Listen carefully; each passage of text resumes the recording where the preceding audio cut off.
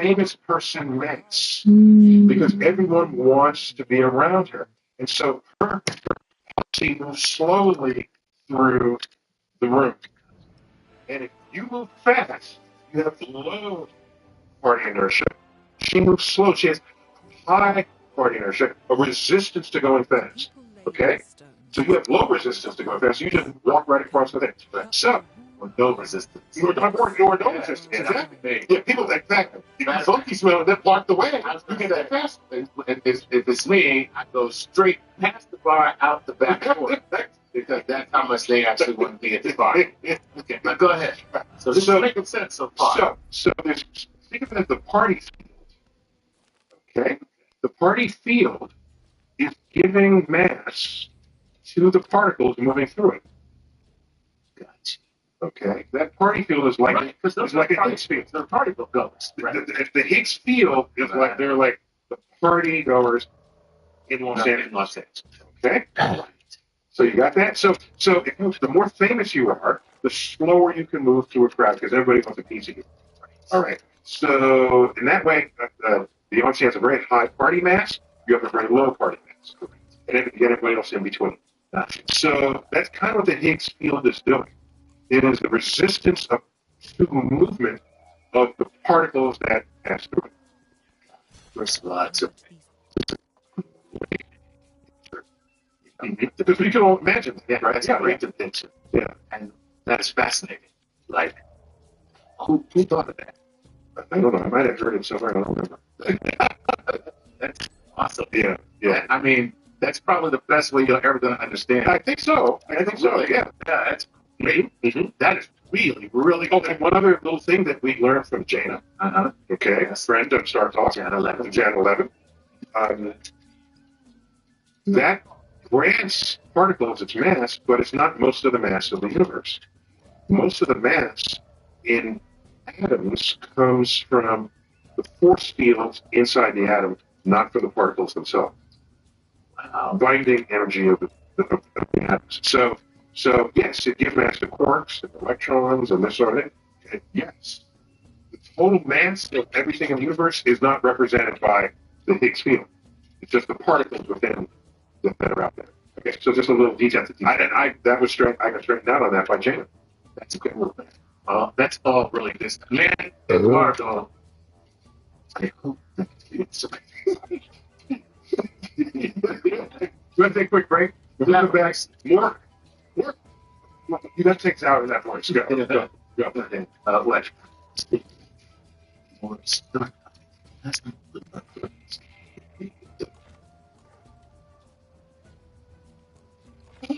Okay, ooh, I love these. So I'm going to let the further and oh, I'm going to sit it when it is still good.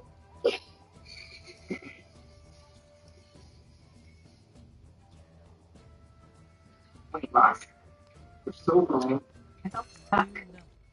But Zepbound won't change. Zepbound starts off with obesity to help lose weight and keep it off. Activating two naturally occurring hormone receptors in my body, it works differently. It's changing what I believe is possible when it comes to weight loss. It's changing how much weight I lose, up to 48 pounds. And changing what happens.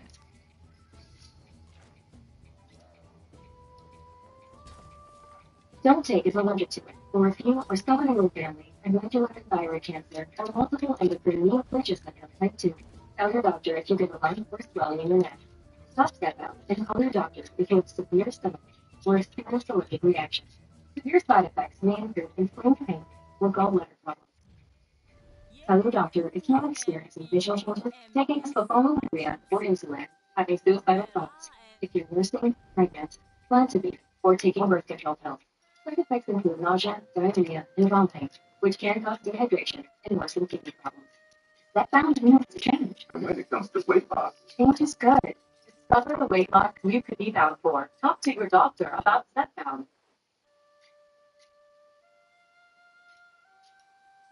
We're back. Sorry, but you. Sorry, Mike. I don't have the what you call that? that is an accent. That's I guess so. The accent. All right. Keep going. Cosmic conundrum. Here we are. All right, here we go. Here we go. Jenny Todd wants to know this. She's coming to us from Facebook. Hey Neil, does time move faster at the expanding edge of the universe, slower the center? Now, in there are some assumptions that I don't know. I have to tell you. First of all, the center part, I don't know. However, I love the question in terms of expanding edge. Okay, here's something interesting. This might not be what you're thinking. If you're moving away from me in an expanding universe, and you have a clock that's ticking seconds, okay? If I watch that clock, consecutive seconds will that I observe will come to me more and more delayed. Okay, so when I observe you, it would look like you have slowed down. But for your concern, you just want to stop down. That's it. So when you talk about the expanding edge, if you're going to watch that edge, you will see things slow down in that place. Okay, but it's not an actual edge. It's not a physical edge. It's just it's a horizon where that's all that is. If you go to that edge, now you're in the middle of a new horizon that is itself whatever distance away it be. If you put the math on that. So if the way to answer that is if you want to make any of that true, it's the opposite of what you said. You can observe objects evolve on the edge, the expanding edge, and you relative to you. Yeah, that's okay. That's pretty Like that. All right, let's go to Virgil Hayward. people. We got good people. He said, is this? Yeah. You just wait around until it evaporates.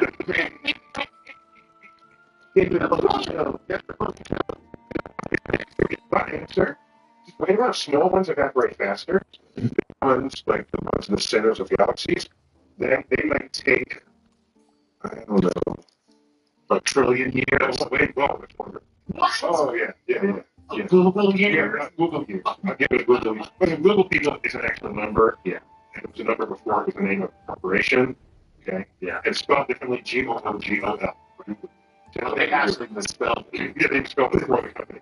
So Google years is 1 followed by 100 zeros. Then you evaporate the seriously large, massive black holes in the centers of galaxies, and yeah, then in that future, it'll be a universe with nothing. No stars with that. Time will decay. So the great foundations of matter would have broken up into fundamental parts.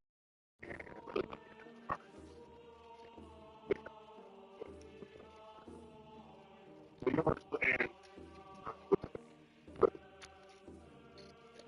in empire.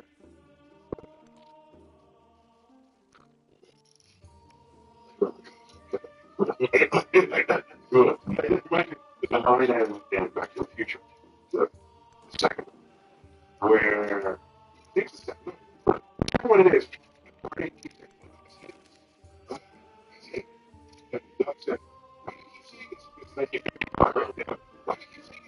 This is the moment of Earth gravity in the future. That's what I would have if I was not. Yeah. It was like the future one. So, yeah, there you have it.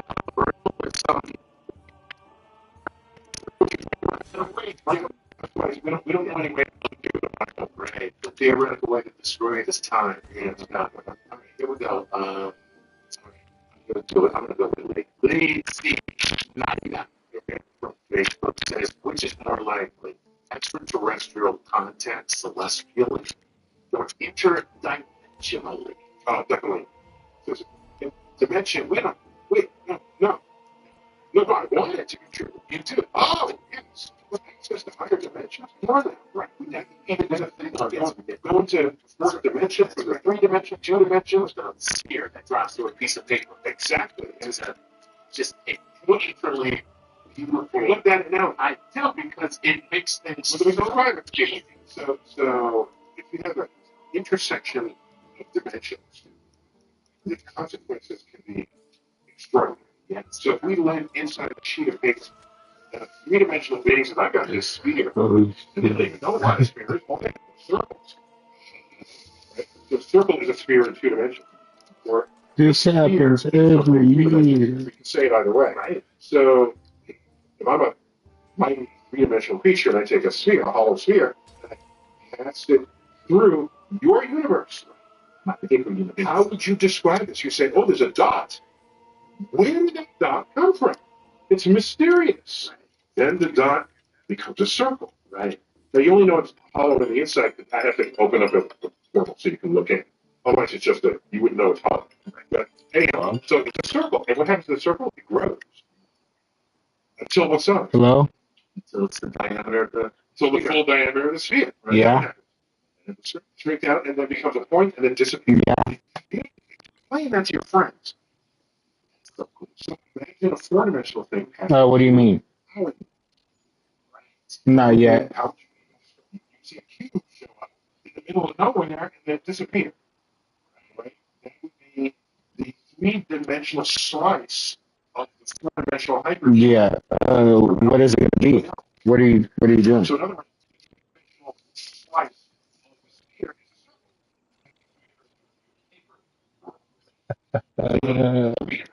Oh yeah, I'm down for anything. Whatever.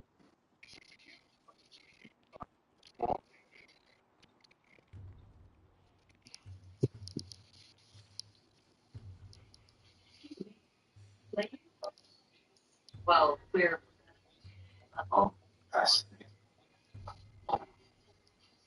Oh yeah, I'm down for anything. I really liked working with everybody except Carly, and then it seemed like Carly was starting to be Juan's little.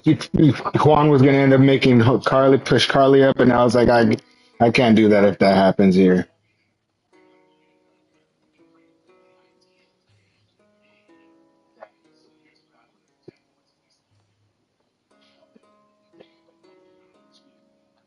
observe us. But how will we ever be able to observe if they're a higher dimension, they can observe us.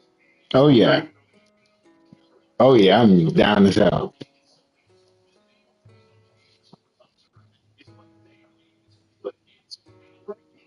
Okay, all right,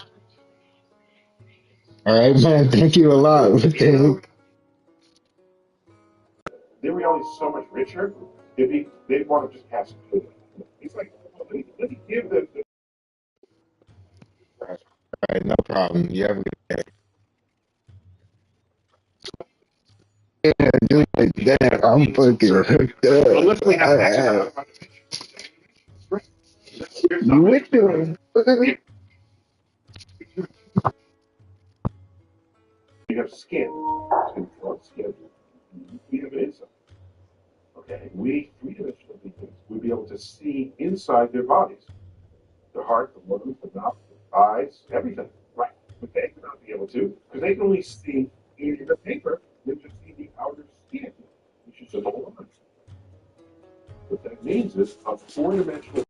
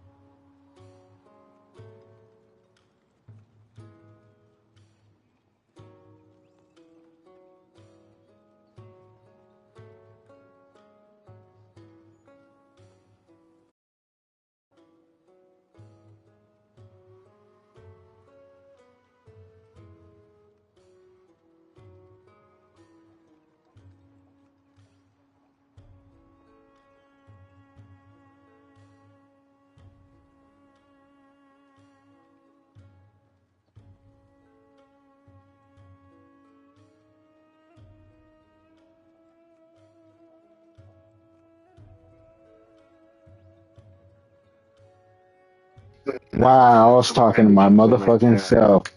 After I finish this game, whenever it crashes again, I'm gonna get on Marvel Rivals because I heard you're in silver, boy. You got those silver G strings on. You think you're Zoolander or something?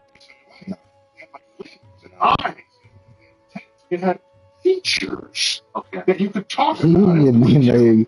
Fucking Doctor Strange, get in there. The story of Soul Thing. For me, it's Penny. I cannot stand Penny for the life of me. Fuck Penny. I hate her on my team. I guess it's okay if it's an escort mission or not escort mission when you're holding the point. I guess it's okay. But on an escort mission when you're moving and you can't really set anything up, The frozen surfaces. I can't stand Penny. Or even fucking hard points. Penny thinks she's fucking Punisher and is back there and doesn't touch a single point the whole game. Just fucking kills me. Like, stop being a turret. They're just shooting your minds, Penny. They didn't even last. Please, fuck please.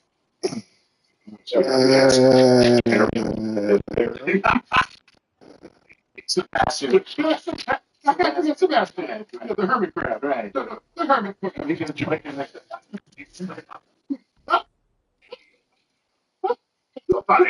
That'll put you in the gold 3. You're almost a gold. What the hell? You got Sebastian. You got coral. Right. Coming out of the flames and fire like I did. So, this is Starfish in SpongeBob. That's confused with Mr. Whitworth. Squidward. I just realized I know too much about. Some games would be like that.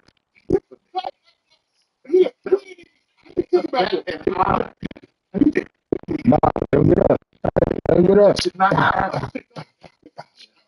We're doing a show about astrophysics and laying out the SpongeBob character. I thought it was turn POV. Oh God! And who's the squirrel? Sandy. That's right. Thank you. So, anyhow, where was it? So, You're saying if life is going to be there, it's going to have features, and it's like it could be. I mean, think about it. It'll be at least as exotic. There's no way. That are exotic now are in our own ocean. Exactly. The funny thing is, the deeper you go in our ocean, the more exotic the life becomes. Yeah. Well, unless you've seen it before, unless they've seen you, you look exotic to them too. We got to take a break. When we come back, that was not a compliment, Chuck. Cosmic queries, cosmic conundrums.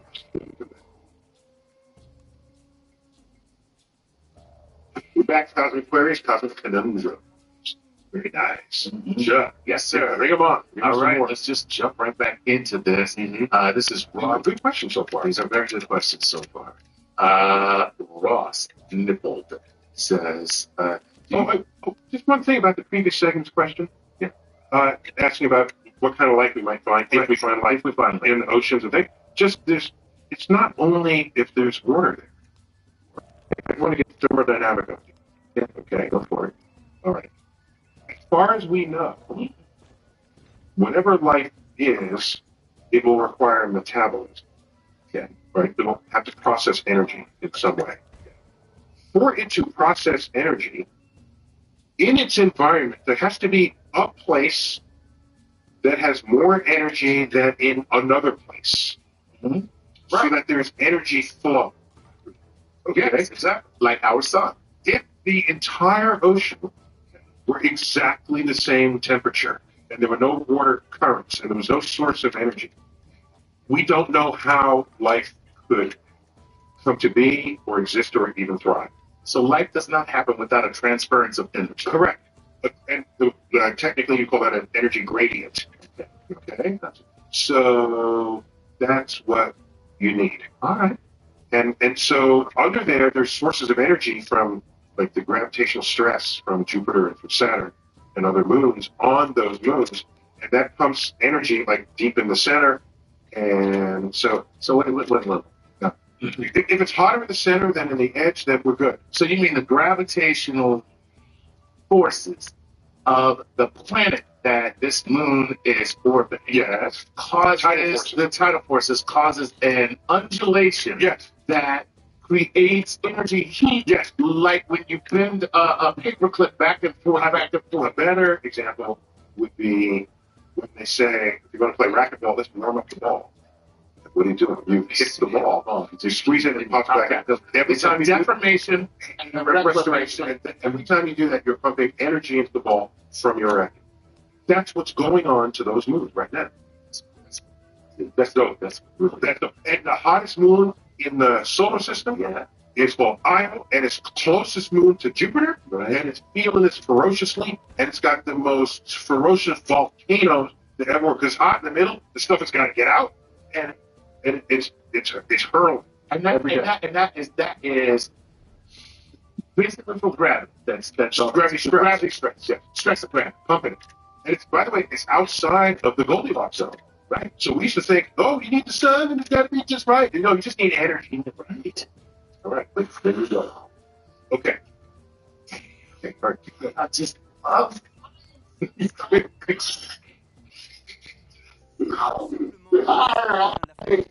All right, Roy Luckett from Facebook says this. Roy, what?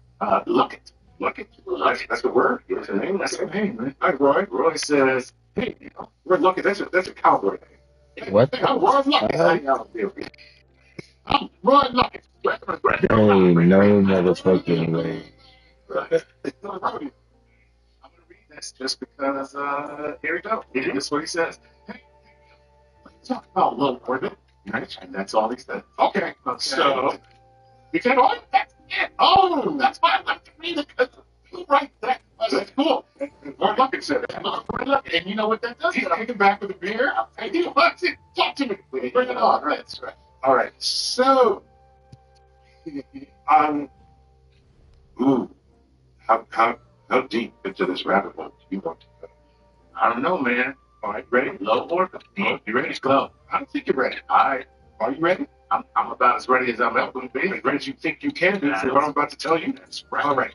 So, does it make sense to you that people, this is like inside baseball here, okay, so be ready for this.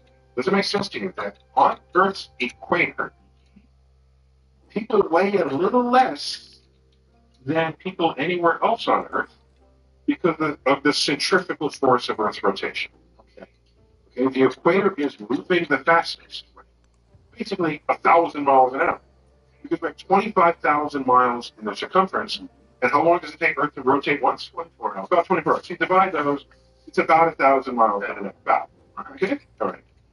If you have different latitude, the circle you take in 24 hours is smaller. Right on down to the pole, where Santa's got no circle at all. He's just here away. Okay?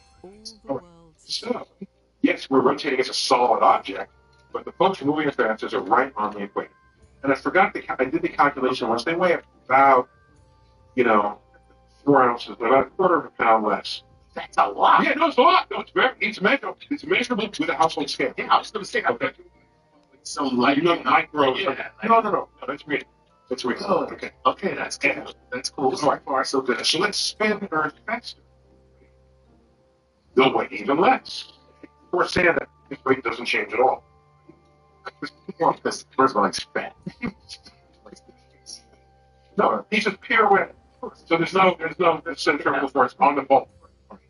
So now you weigh pound less, or kilogram, or whatever's your favorite unit. We just keep doing this. And you can ask yourself, at what speed must I rotate Earth so that you don't weigh anything? You'll just float there on the equator. That's an askable question, isn't it? If I'm spinning you up and you weigh less and less and less, right? You know what speed that is? What? You rotate the Earth once every 90 minutes. Every night, instead of 24 hours, Yeah. it's an hour and a half. An hour and a half. And everything on Earth would just No. You know, the equator. You know, the other stuff doesn't weigh. It's okay, right? All right. The other stuff doesn't have as much centrifugal force, right? All right. So, I know it's good. okay, keep going. Keep going. So if I'm on the equator now, and My feet aren't even touching the ground. I'm just floating, right? Yet somehow I'm staying with Earth as you have always been, even up to that moment, correct? Up to that moment, you did. I just weigh 1 pound. You can jump high, but you're still rotating with Earth. You rotate Earth a little extra, and you just floated. I just described for you orbit. Oh, Low Earth orbit. that's where that is. Do you know how long it takes the space station to orbit the Earth? 90 minutes. So that, oh wow, that is, oh man, I dig it. Is it good? Is that good? Makes sense. Is that good? That's good. That's an orbit. I love it. Okay. So low Earth orbit is not now, of course,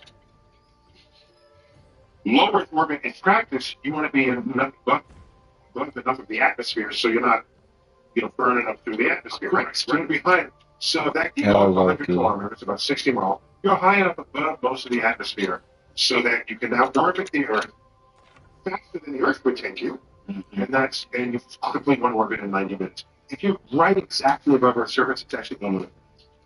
Okay. 88. You do the math. All right. 88 minutes. You go up to where the space station is about 90 minutes. Okay. All of that's low Earth orbit. LEO, we call it. Linear section. No? Right? Yeah. You go a little higher up, right? 500 miles up, that kind of thing. You get to MEO. Medium Earth, middle Earth orbit. Okay, not middle Earth, but middle Earth orbit. Middle Earth, okay, right. And there you'll find the GPS satellites. Okay, all right. So they'll do an orbit. They'll take longer than an hour and a half, but slower than 24 hours. Okay. And then you go a little higher, you get GEO. Geosynchronous orbit. So these are orbits where you can do the opposite and say, if I go farther away, I can stay in orbit with a lower and lower speed. Okay? Here's Earth turning beneath my feet. Is there a distance where I can orbit exactly with the rotation of the Earth so that I take one orbit in 24 hours?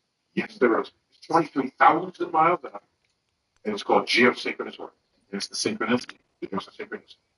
So you want to stay at satellite, you just hover it overhead. That's very cool. And if you park between Europe and the United States, you can beam signals up to it. You can talk to a beam on the curvature of the Earth. That's it.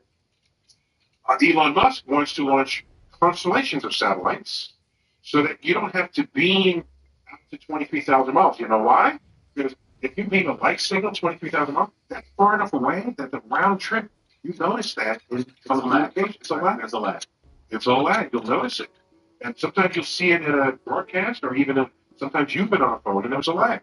That's probably hitting a geosynchronous. So communication, you want the satellites to be lower. But if it's lower, you're not always in view of it because it orbits out of your zone. It doesn't stay with you. Okay. So now, once this goes out, you want another one coming in right behind you. Right. That's why Elon is launching satellites so that everyone has fast internet and with no lag. Yeah. Well, thank you, Elon, and thank you, Roy Luckett. Roy Luckett. Oh, damn, boy, I didn't know that was such a good question. So, how much time we have? 1 minute. 1 minute. All right.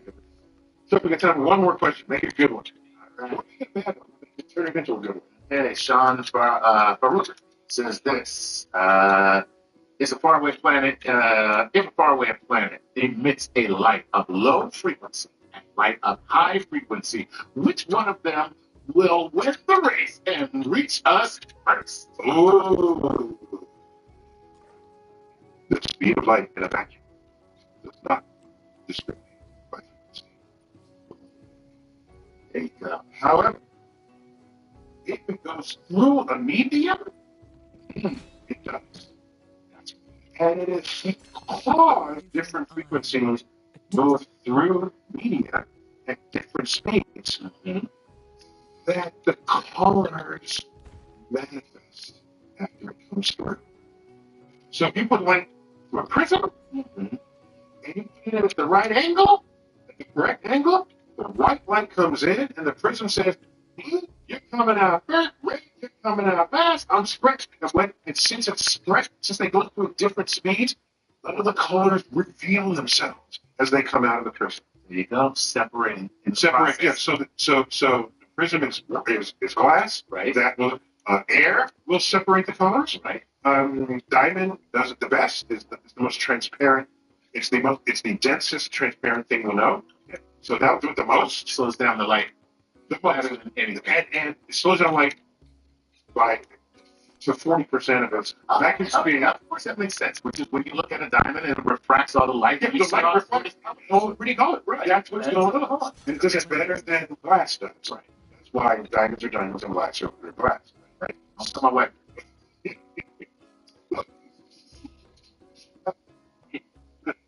Cubic zirconium gets you half the day. I don't know. so, so different frequencies of light do travel at different speeds through the medium. Just to make that clear. And so, in space, like gas clouds, when light comes through there, you get this effect. And you get this effect, and you get a time lag in an explosion. If the explosion happens in multiple times, you see that. Telescopes to check for this. You have a radio telescope, a visual light telescope, an infrared telescope, and you can see phenomena if it's coming through a medium that will differentially slow down the frequencies of light. That's very cool. That is excellent. In a vacuum, That's it. The tie. the speed of light is the speed of light. That's very cool. Okay. You look at space and Chuck Nice. Yeah. Start off. That's fair.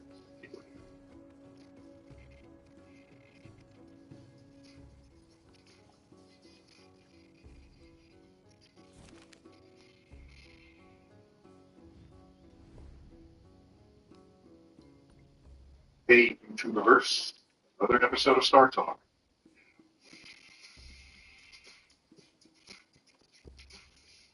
This Star Talk. Neil deGrasse Tyson, your personal physicist, reporting to you live from my office. Chuck Nice. That's right, sir. What's happening? We've got our cosmic Star Talk. And then cosmic query. Sweet. And so, what's today's topic? Well, we did cosmic queries, the deep. We went deep on some issues. Like, we got a little more in depth than we normally do. Oh, it was multiple topics. We just got deep. We just got deep, and now we're going the deep part 2 because there were so many questions. The deep, the sequel. Oh, look at that! This time, it's the movie The Deep, I think, had an astrophysicist in it. okay. Wait, And it was directed by is that Ed Harris? The deep? Yes. That's Ed Harris. And so there were from outer space, Yeah. but yet they resided in the ocean. Yeah. Right. Yeah. Not bad. And it was love, of course, at the end that redeemed us as a species and caused them to say, you know what, we're not going to destroy you. All right. Cool. Yeah. Well, this is of course. Aliens are so awful. By the way, probably they'd be like, you do realize love is nothing but a biological function that you guys experience in your brains, and we have no idea what it really is. And you're food to us. Yeah. Yeah. All right. We always start with Patreon. And I don't always know the answer. No, you don't know. Well, you don't know the questions. So, Yeah, how would you know if you would know the answers? But you do always have an answer. You may not know the answer, but you have an answer. Compliment or insult. Neither. That was just not no, you normally do have the answer, which I find fascinating, to be honest. Whatever. What else would I do? John, the goal of cosmic queries is not to try to stop it. That's not the point. No, it's people ask questions. If you got questions and I have my answer, There you go. This is John Donahue. And he says, how is there anything all which first space or the Big Bang? Chicken and egg with the universe. First of all, the chicken and egg has been solved. So stop mentioning chicken and egg. All right, thanks for that. Okay, we're done there? Where did egg come from? From a bird that is not a chicken. Oh, snap. Okay, that is just crazy. How's that? That's just evolution by natural That's natural selection. At some point, the bird that lays the egg that you're calling a chicken is some other bird that you're not calling a chicken. So obviously, it's probably several generations. It took some time. Philosophically, it's fantastic. But So now, egg came first. We're done with that. we're done. The egg came first. There you go. All right. So now I can tell you what I'm thinking is, but there's not some measurement of this to verify. Our thinking That makes sense. is that the Big Bang exploded into existence space, matter, matter and energy, as well as the hour of time itself.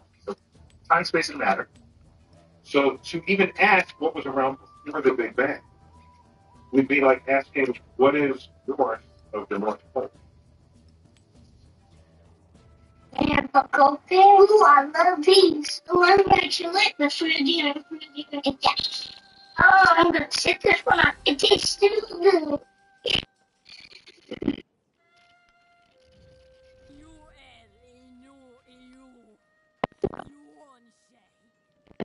After the spoken Come on.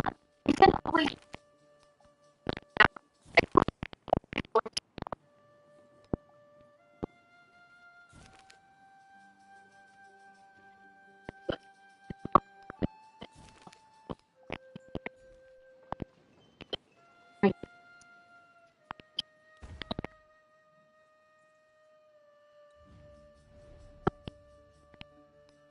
Allergic reactions can occur that can be severe.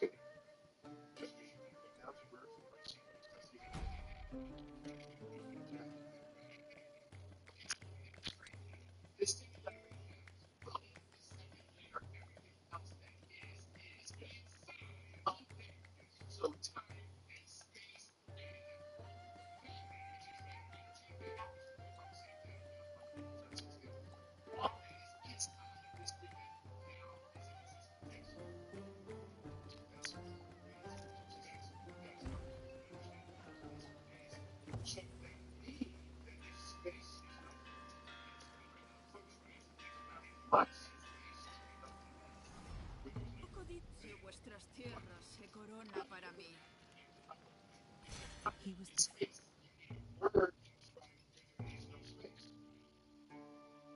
Oh my God, that's crazy. So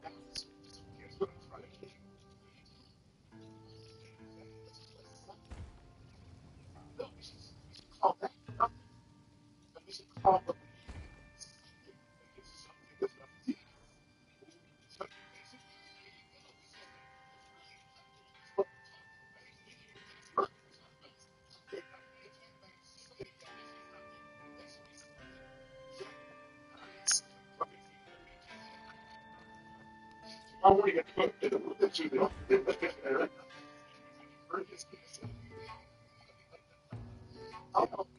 so that's so is what is correct.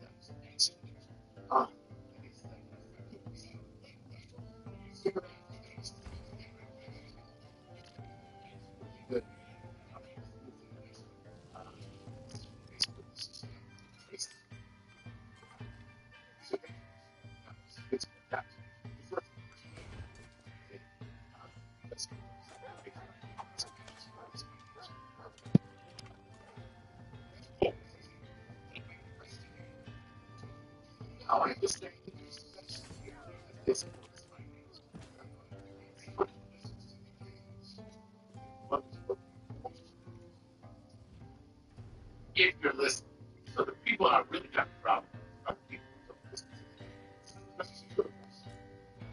So it's a dish show, right? So listen to our kids. What's a picture? It's good. So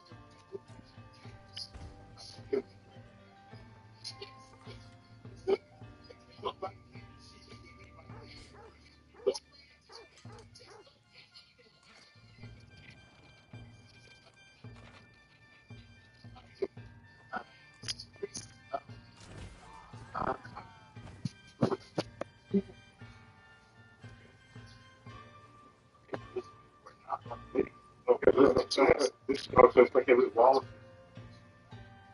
oh, okay. Oh, right. This is primordial soup. That's hilarious. Oh, there's actual sleep in there. Okay, so it's like a primordial soup. Open that up and start your own world. Not only that, but they get a pull one of those down. You pull it down Yeah. there. Oh, you got another can. So Campbell soup. Whoa. Yoda. It's like Yoda. And it's not baby Yoda. It's like grown up. Yeah, it's a grown up Yoda. That's pretty. Yeah. With my office. We should do a thing on my office. Ah, yes, we should. This is not. All right, here we go. This is Chris Coughlin, who wants to know this. I'd love to hear your take of the multiverse theory. Do you believe that everything that's ever made by everyone has resulted in other realities, such as a crossroads example, four options left, right, straight on, and turn around? The theory would have you make all four choices and only be aware of the one along a linear timeline, which would be your linear timeline. Interesting. So let's back that up. Yeah, let's back up. Let's back. Since So he's backed a lot of stuff. here's where the concept comes from. Okay. When you take Einstein's general theory of relativity, the modern theory of relativity, gives us an understanding of curvature of space and time. All right. That's how we get our understanding of the Big Bang and all the modern cosmology has that as its foundation. Then you have quantum physics, okay, which came out, interestingly, 10 years after general relativity, which is in the 1920s. Quantum physics is all about molecules, atoms, nuclei, particles. Okay. Those two things do not play nicely with each other in the same way. Okay. They each work in their own regimes, but you try to bring them together, they are inconsistent with each other. Well, come on, Jerry. Figuratively that. Right. All right. So now, what happens at the beginning of the universe when the entire universe was the size of an atom? Whose rules are in charge? Whoa. You have a shotgun weapon between quantum physics and general relativity. Oh my God. And all of us are pretty sure that quantum physics wins. And in so doing, quantum physics, where it pops particles in and out of existence, it could pop universes in and out of existence. Whole universes. Universe is the size of a particle. Absolutely. So the point is, Friday. the whole universe is the size of a particle. What the rules of quantum physics telling us? They're telling us that multiple universes. Oh yeah, it is. Your time traveling. Each one with a slightly different law of physics. So When I was young. let's start there. So now there's no limit on how many of these universes there could be. Let's say there's infinite. Because in infinite, that means there's every possible combination of all particles there ever were, right? Including combinations of particles with you on another universe on a podcast where you have an evil mustache. Well, you already have a mustache. You have an evil goatee. You already have an goatee. There's the nice Chuck. Right. Please don't change the Chuck. Nice Chuck. He's still a virgin. So it's the hypothesis that every version of you exists. Virgin nice Chuck. Every version. So you only have to be in the one version that you were in. Right. So here's what I would say. People like thinking about this as a means of immortality. True. However, why would this Chuck, with younger atoms in this way, have any consciousness overlap, chuck it there. None. There's no reason There's no reason. for me to think so because That's just living its own best life. living on its own. Right? You are having consciousness with your twin, and they're in the same damn universe as you. And they're identically the exact same single cell. Single cell. Right. So if you don't share consciousness with your twin, I'm not giving reason to think you would share consciousness with somebody else who has the same molecular DNA construct as you. So there you have it. So, next question here. Let's put Claudio as that would be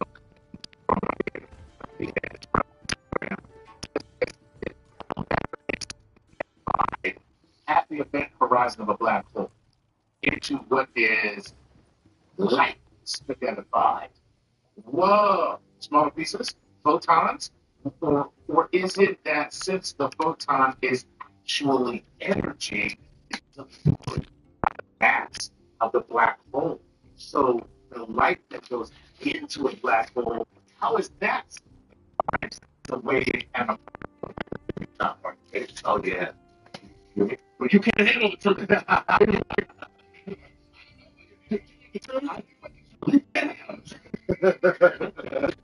All right. So first of all, it's not the event horizon where the action is. Right. The action is someplace closer to the center of the black hole, where the tidal forces do Ricky Ricard. Okay. I imagine there could be some black holes where the tidal forces are strong enough at the event horizon for this to happen to you. But if you're falling, you'll fall through the event horizon. You won't know any different. Okay. Before, during, or after. There'll be a point before you reach the singularity where you are ripped to shreds. Gotcha. Spaghetti. Now, how about light? Light is in a way spaghetti. Already in a way. Okay. Light also is. Okay. Also, yes. So let's take a wavelength of light. Let's call it blue light. And it has a wavelength this big. All right. Actually, it's small, but just, okay, let's be literal. Here's a wavelength of microwaves. Okay. Okay, you can see that. All right. As this falls into the black hole, Right. okay, if you're watching that fall into a black hole, Right. it stretches. The wavelength stretches. Wow. It becomes, as we say, redshifting. Shifting means becomes a bigger wavelength. We said red because we talk about visible light shifting to the red side of that spectrum. Gotcha. But I'm using microwaves. It's already red within the red, but we kept the term. It's getting bigger. And it would then become sort of infinitely redshifted as it goes down to the bottom horizon. Wow. So it really does. Actually, you got to find some junctions. The photon of longer wavelength than the size of the black hole itself into the black hole. So there's a limit to how big is the wavelength. Gotcha. Okay. The funny thing about the wavelength of the particle is you can trap them. You can do interesting things with them by creating boundaries smaller than the wavelength. Right. Like your microwave oven, Which has little holes. This is the size of the microwave. Right. How big are the holes on your microwave door? Just say Smaller. small. Smaller. Right. Smaller than the wavelength. Smaller than the microwave. So, yeah, so it doesn't come out. They better be. That's why you don't fry your eyeballs. Your eyeball look at it. Right. If they weren't,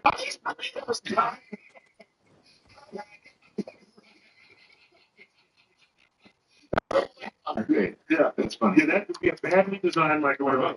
So that's how you can have a transparent door to light, visible light, but it's not transparent to microwaves. Microwave because it's small.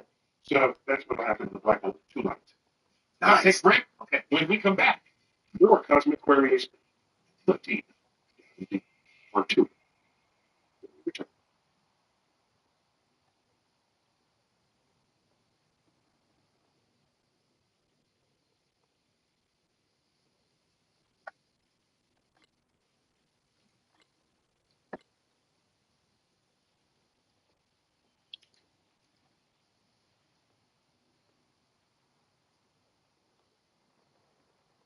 We're back. Star Talk, cosmic queries, the deep.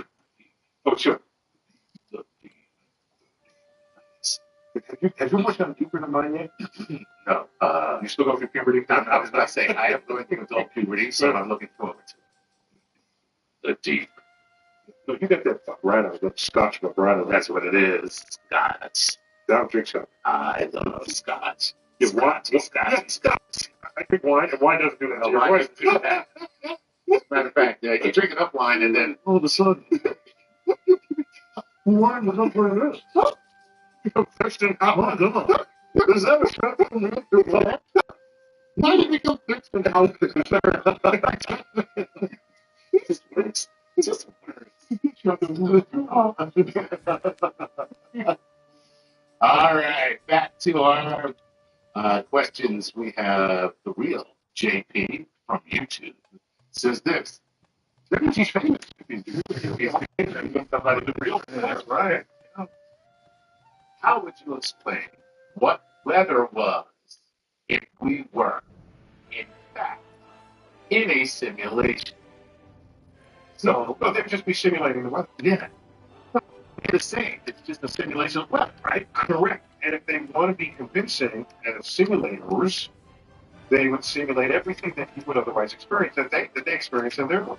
Right. So they would have particles that, they wouldn't even have to be actual oxygen, nitrogen until you make the measurements, right? Then it quickly, that's the flag that goes up. That goes up and says, like, yeah, that's what it is. You program in the oxygen, nitrogen molecule, and carbon dioxide, unfortunately. And so they wouldn't have to have everything be that, but just program that in. But here's something about the air that, the quote from Ogden Nash. Ogden Nash. Because I worked on the show. Okay? I know they're very different writers. I'm not saying that. Wind is caused by trees moving the switch. Oh, I like that. Yeah, that's a lovely sentence. Because, of course, the trees react to the manifest. Well, how do you know? Exactly. That's what I'm saying. So perhaps that when you turn on the manifestation. When you turn on the light, how do you know it just didn't suck all the dark out? Because I'm not 5.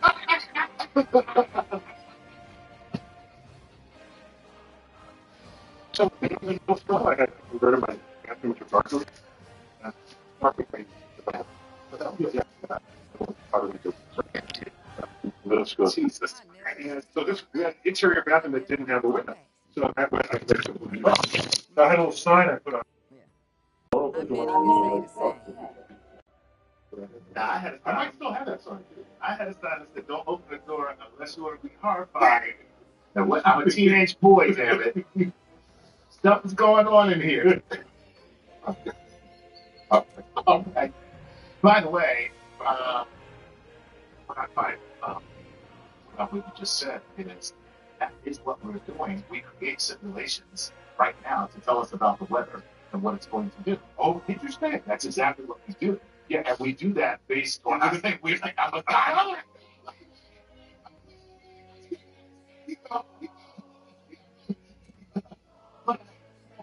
Exactly. And those models are made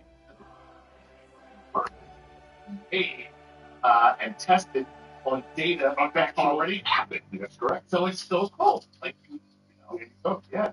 So all right. Nice. All right. What evidence when we don't really know what's going on? Right. When they say 50% chance of rain. So that is the best evidence with that model. Not working. Right. It's not working.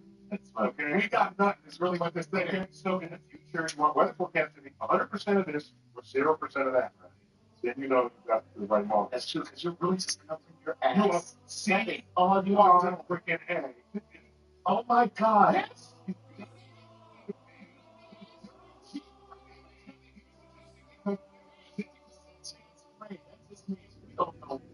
Yeah.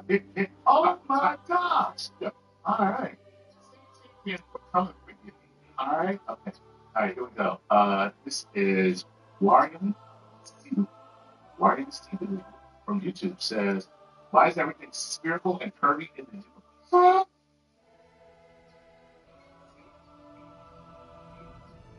Dad, we have something to tell you. Yeah, but twin brother can never tell me about. You always knew there was something missing. Calling Alligator today, one has to be with it. Look at it. No, that that's nice. David. Mom, and where is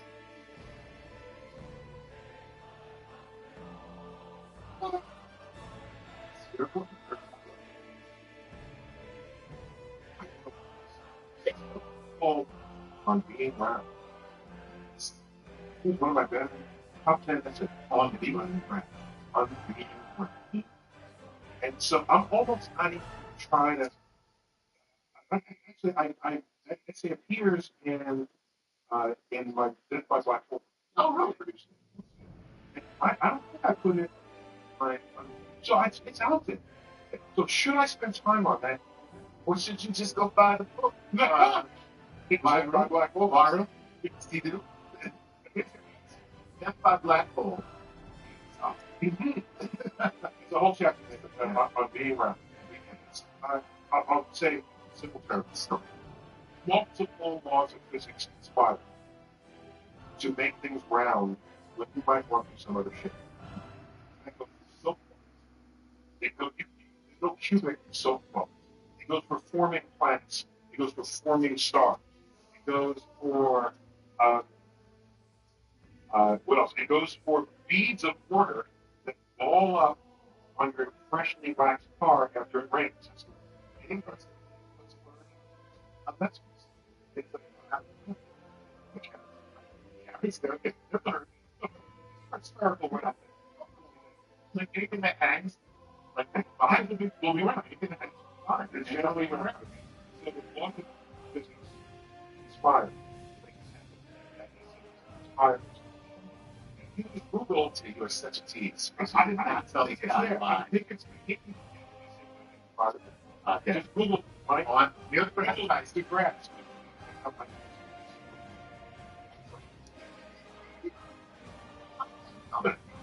Well, I'm just saying. So Google graphs on Google on him on the plant. I bite your ear off and I knock you out. One him on the plant. There you go. When I do an internet search, when I type something, just check out chicken. It's all right. So on being round, and now to make it more in depth, we don't have time to go into it. Yeah, it's a lot. It's a lot. No, Wesley. Yes, Wesley. Fact wants to know this. Hey there, my name is Wesley, and I'm from Jersey. Since we are in the universe, made conscious and the universe as we know it so far started at the Big Bang, do you think it is possible life was created by the Big Bang itself? Shortly after the Big Bang happened, cosmos awakened. Thank you for all of the knowledge that you have given and that I have from Star Talk. Wow. That's a higher literal thing right there. Yes. Compositionally, everything. Man, somebody has grammar. Somebody speaks good. Nobody speaks good. You speak good. So, the answer is no. Okay, right. There you go. Oh, good one. Good one. Light is made of organic. So, how? Yes. Okay. So we've got oxygen, nitrogen, carbon. These are organic molecules, organic elements. Okay? Organic chemistry is all about what those elements do. All life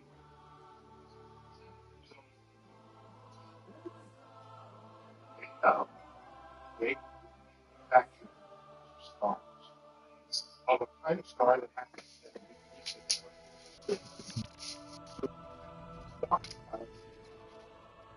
Uh, Rich but the stockpile generation considered a layered aspect. It doesn't only have a hydrogen helium event, it's got these extra enrichments. And out of those enrichments, the next generation of star systems will have these that can plants and people. That is really very like common knowledge. That what you just said right here is so important in terms of an origin story. Yes, it's so important. It's our origin story. We're like, yeah, wow. Hey man, that's a great question. That's why I think if people take very old stars for a galaxy, it's pointless to try to find planets with life on them. That makes sense. Yeah, it was just like, yeah, it's kind of like looking at cookie dough and thinking that you're going to one day just see a cookie dough. Like, that dough has to go to the I am so hungry. Cookie dough. You might go freaking big thing. Cookie dough. You know what? I am the best you could do for me. That's so much. I'm so disappointed. Cookie dough. And talk to cookies. Expands the galaxy. That's really great. That's now we're even more generous. Could those star systems have so much organic material that they be teeming with life? Like life on Earth, it has only one genesis, as far as we know. Maybe they're planets. Like they can't just life. Sure, there's so much material there to make life. So much material to make life. Wow. God, I wish everybody knew that. Okay.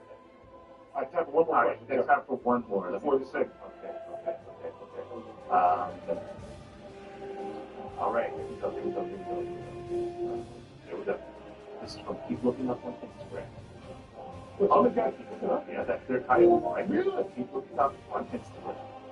Oh my God, what if backwards time travel is possible, but it's only possible at the same pace as we move forward, and we'll also be forgetting our memories as it moves, so it's kind of pointless in the end because, you just be reversing the clock. Okay, no one thinks that when they're thinking of time travel. Nobody. Nobody's saying, I want to go backwards in time and then just start living backwards. The Benjamin Button version of time travel. Right? That's not really time travel. That's moving forward in time while your sorry ass is moving backwards. That's basically what it is. Yeah, that's the Benjamin Button time travel. That's pretty famous. In fact, he has one of the most brilliant sentences I've ever read in my life. All right. The sentence I read that convinced me I'll never be a novelist. Oh, wow. It said, I can't. Right? That's all right. Like, damn, this guy just did it. Like, okay, can I tell you this? Go ahead. Ready? Okay. From the Great Gatsby. All right. Okay. Remember, it's a big party. A lot of, sex, drugs, and rock. Okay. Roaring 20s. Right. Here it goes. In his blue gardens, men and girls came and went like moths amid the champagne, the whispers, and the stars. That's a great line. I'm done. I can't. It is not possible for that sentence to come out of me. It's an excellent sentence. That's really well done. God, that says so much. So much. That speaks volumes. Right. Like you can hear the decadence in there. Yes. You can hear the licentiousness in there. Yes. You can hear the. And it's at night, and he doesn't have to tell you it's right. Exactly. Right. Yeah. No, that's it. Okay. Yeah. That's got the show. Yeah, that's it. Chuck, you got to take a break. Okay. Come back third segment. All right. Be there. Star Talk. That's what's perfect. It's time, your time, not just to go back to school, but to come back and move forward with Purdue Global. Start your comeback today at purdueglobal.edu.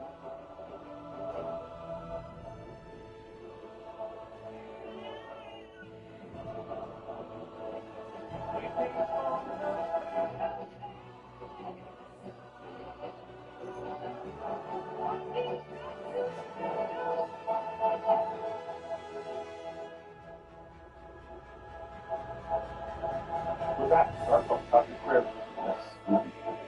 These are your deepest questions that otherwise, if I had them, I just have to like, where they come from, as long as they have a deep thought. All right. I think the ones we read so far, that's pretty good. Yeah. I've enjoyed it so far. Nice job, people. All right, here we go. Let's do another thing. All right, and this is Jensen Smart. Okay. What an apropos name for this show, Jensen. Jensen. Jensen, that's a cool name too, you know. How do we know dark energy is not caused by black holes? I hope Chuck is there on this one. I don't know why he said that. Why would We love you, Chuck. Oh, that's We so love nice. you, Chuck. Yeah. So here we go. How do we know He's that? not comfortable enough with masculinity, so but I'll say he loves you. Oh, thanks. I love you too. This is weird.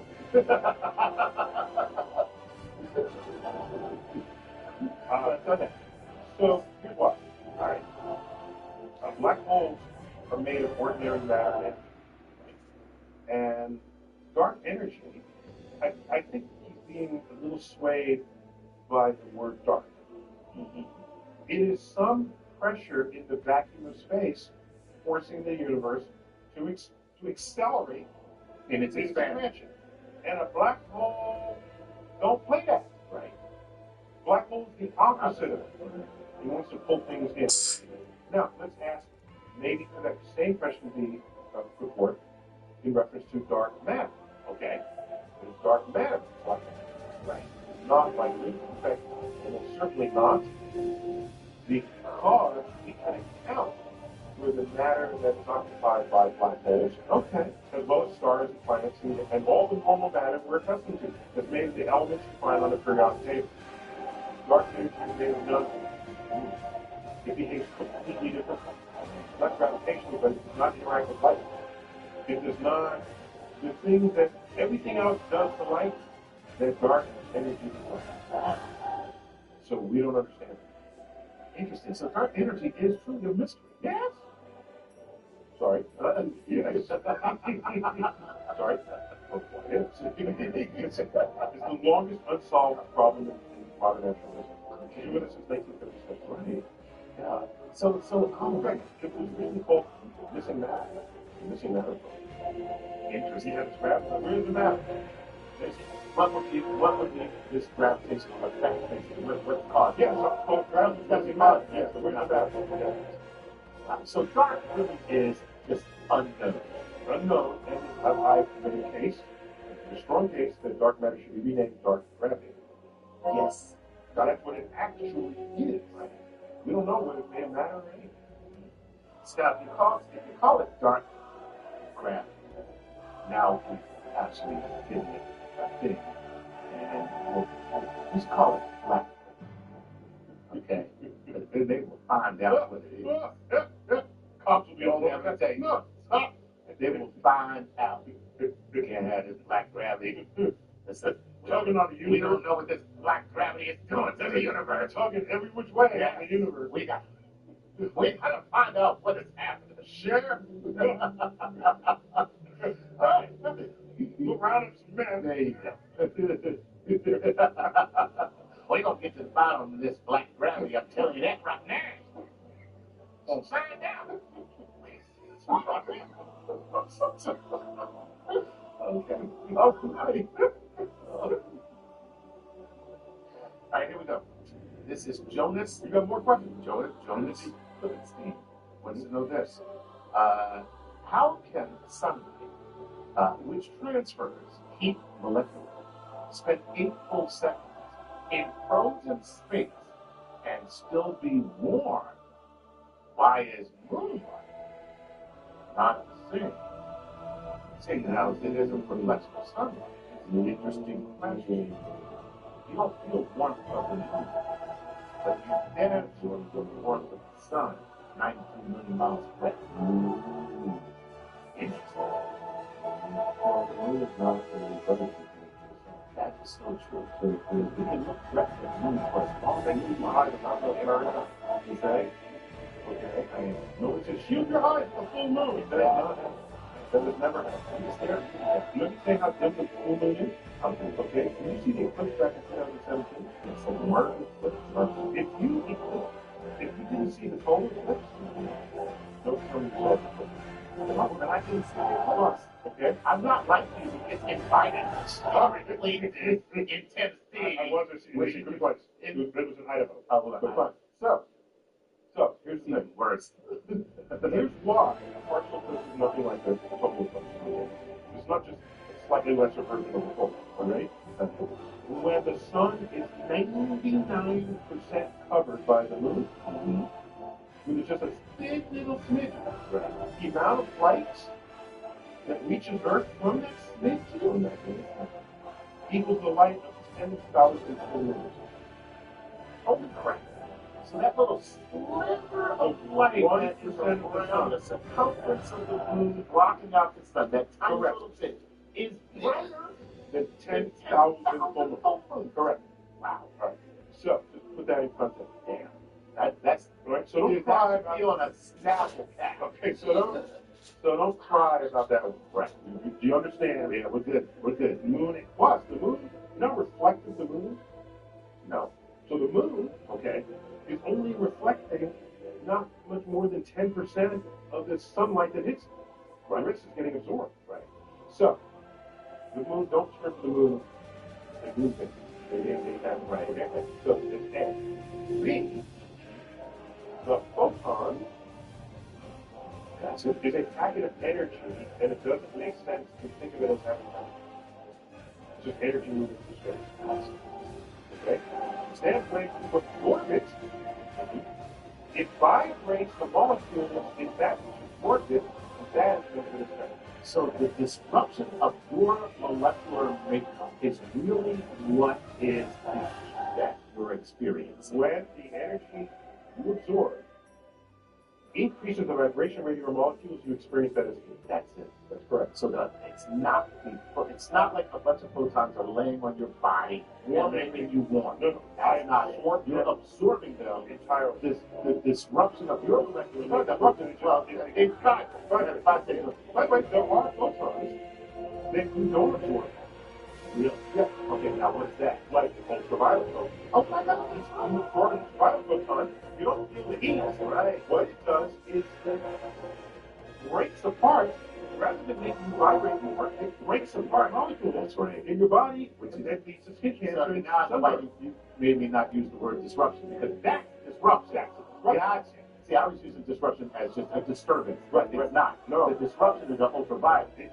Break a molecule. If you don't, that's why we don't experience ultraviolet as heat. We experience infrared as heat, but it's simply both energy, and in fact, an ultraviolet photon has more energy than an infrared photon. Right. You just don't receive them the same way. Oh, that's so cool. It's only when you absorb it and increase the vibrations do you then feel heat. I gotta tell you something.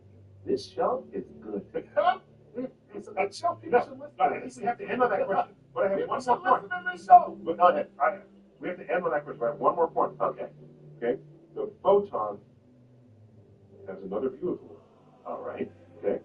Remember Einstein, the faster you go, slower time ticks for you? Correct. At the speed of light, time stops. Are you saying photons don't experience time at all? Holy crap. So the instant the photon was created in what we call the photosphere of the sun, the outer surface, okay, and then it went on its 8-minute and 20-second journey to Earth. If you're the photon, you are born and you land on someone's butt in the same moment. In the same moment. Oh, snap. Yes. Oh, that's amazing. Have no concept of time at all. Of that time passing. You were born and absorbed in the same instant. See, that's awesome. That's really cool. There you go. We ran this. Oh, right. Chuck. Oh my goodness. What's good? Good. What's the show? Moonbase. Startup. Cosmic Query.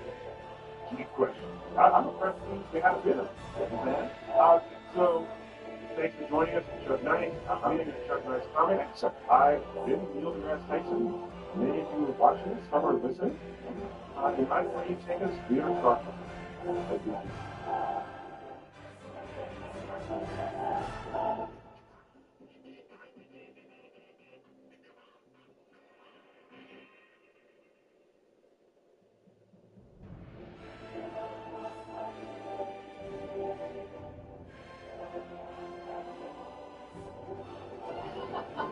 That's not my pasta. Hey, Timothy, that's not my problem. That's not my pasta. Problem. That's not my pasta. That's not my problem. Seems like I'm a good actor. I just figured out how's this in beautiful. I mean, it's a little simple, but action. What? All right, that's a wrap. Have a great weekend. Not a wrap, not a weekend. Hey, Timothy, you got a case of the Mondays today? No. I think you do. Well, thanks. I'll chill. Chill wherever you want. We replace you. Action. That's not my problem. Guys, yes. I got really good. Great day, everyone.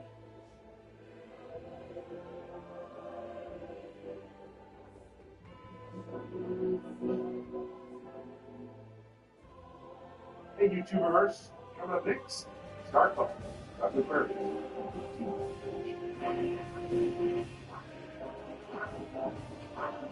This. Start. I'm your host, Neil deGrasse Tyson, your personal physicist. And I got with me Chuck Nice. Hey, Chuck, today it's Dr. Queries. That's one of our favorite forms of this show. If I love it. And we are, in fact, educating you. My mom is spinning that grave right now. So, but this is a controversy of a topic we've never solicited. No, we have not. Yeah, and the topic is deep space, deep thoughts, or deep questions. Well, what Chuck, you gotta give it in your deepest voice. Okay, here we go. And by the way, he did this one yesterday, and I think I beat you by half a tone. Yeah, just let me do it up. Deep thoughts. Yeah, he got it already. See, I gotta drink scotch.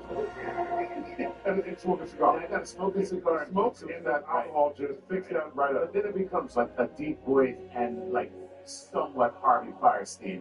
Raspy. Yeah, it's like raspy. Deep thoughts. Oh my God. The accent. Deep thoughts. Scotch doesn't give you the Harvey Firestein accent. That'd be pretty cool if it did. A couple scotches. Someone call me an Uber. I've had too much to drink. All right, let's get deep. I like deep thoughts because usually there isn't a right answer, so you just get to sort of play with it and see where it takes you. Yeah. So this is deep questions only. Let's do it. So is it from our fan base? It's from our fan base, and that's usually when we start with the Patreon patrons because they're fans that pay us. And nothing says fandom like that check. All right.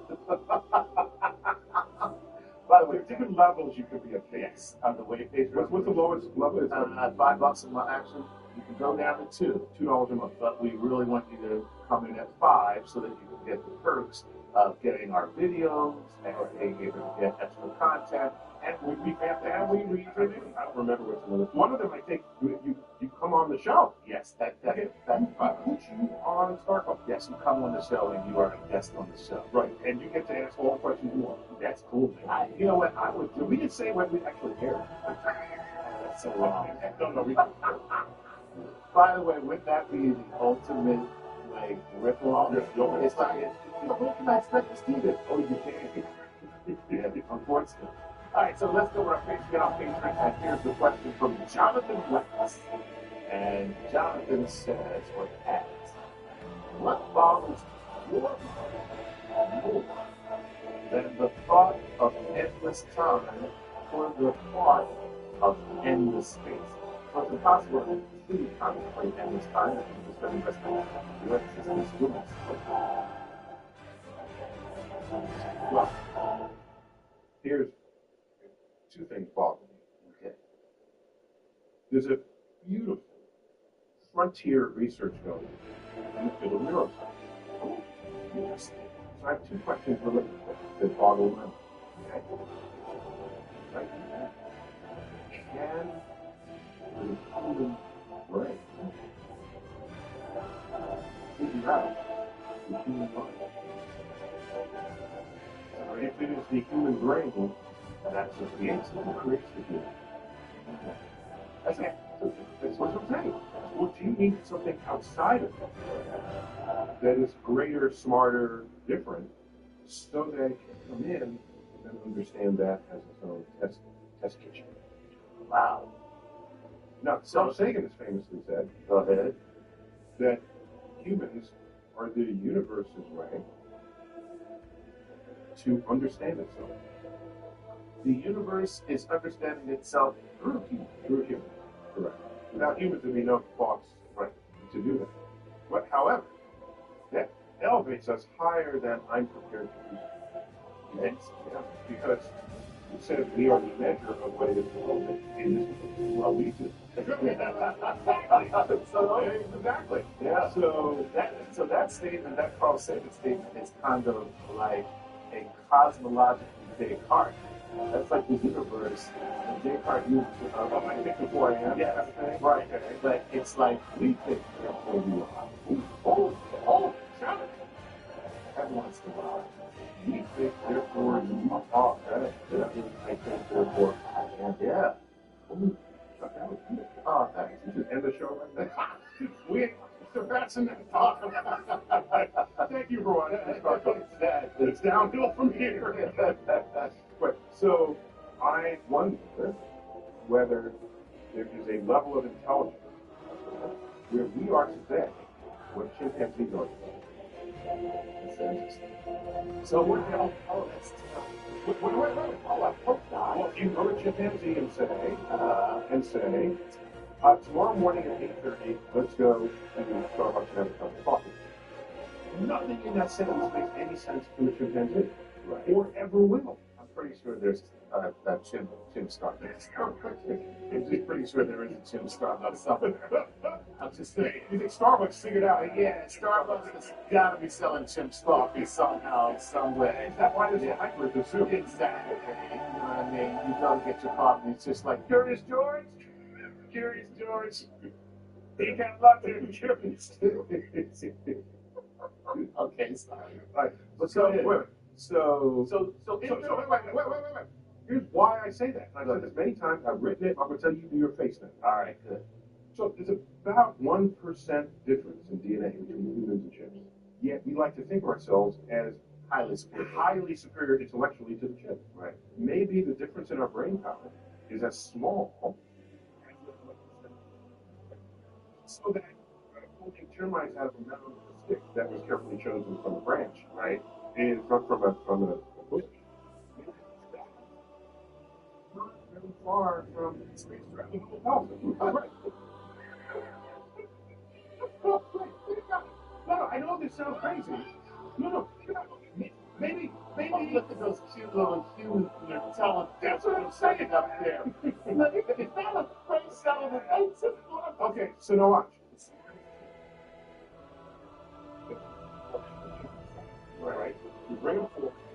So stack boxes, each a banana. They might put out an umbrella. They'll do some things. You increase on our toddlers. Those are the smartest chimps. But our toddlers do. Same thing with dogs. Dogs have about. I could do this again. Get closer to me. That's You see what I'm going? Go on. People. Right. Let's go 1% beyond this.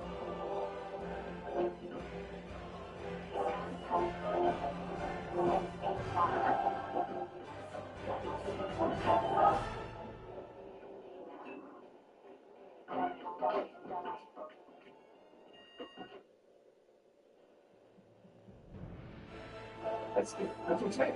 If we go 1% beyond us in that same vector of intelligence, Yeah, they're traveling at the speed of light. then on my travel, then the smartest human, they'll roll forward. They'll take Stephen Hawking and they'll say, this human is slightly smarter than the rest because he can do astrophysics calculations in his head. Right. Like little Timmy over here who just came home from alien preschool. Right. We're talking. Right. I said, oh, let's compose a sonnet. Isn't it cute? Let's put it up on the refrigerator. Oh, you just derived the principles of calculus. Oh, isn't that cute? So if the smartest human does what their toddlers can do, Right. their average people will have thoughts. They will have sentences that will rise above and beyond our most brilliant capacity of understanding. And I stay awake at night wondering whether the universe has complexities in it that are out of reach for the neurosynaptic. Wow.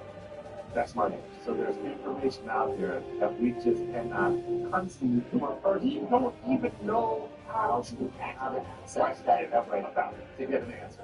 correct. We don't know the answer. We don't know the question to get an answer. To get an answer, right? And not that we don't know it because we haven't told it yet. Now we just can't conceive it. You know a chip, they say, go to a chip and say, what would it be? Oh, something as simple as navigating the stars to get.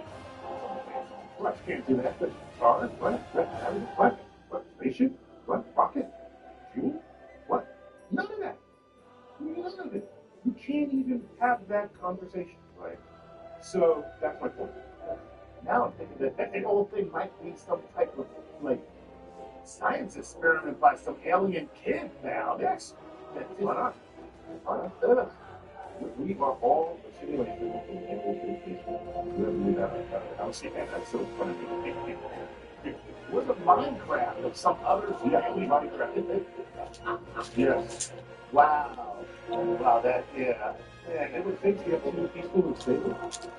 There's a possibility. It's a politician, a war, a crazy person, throwing things, and then, oh no, it's entertaining. So we just entertain for This is the best video game. Wow, man, that's that's a great answer to what bothers your mind. That's really, doesn't boggle my mind, it upsets my mind. yeah, I was about to say it's very upsetting. Are we not? I'm mad. I don't even know why. Like, here's my one out. Right? Because for humans, our knowledge is cumulative. So true. You don't have to invent calculus. Somebody else did it. Right? You just have to learn it and use it. So I have a feeling that we are every next generation that has sort of brilliant people contributing or understanding. I'm this little ass thing, bro. I've been dealing with them all morning.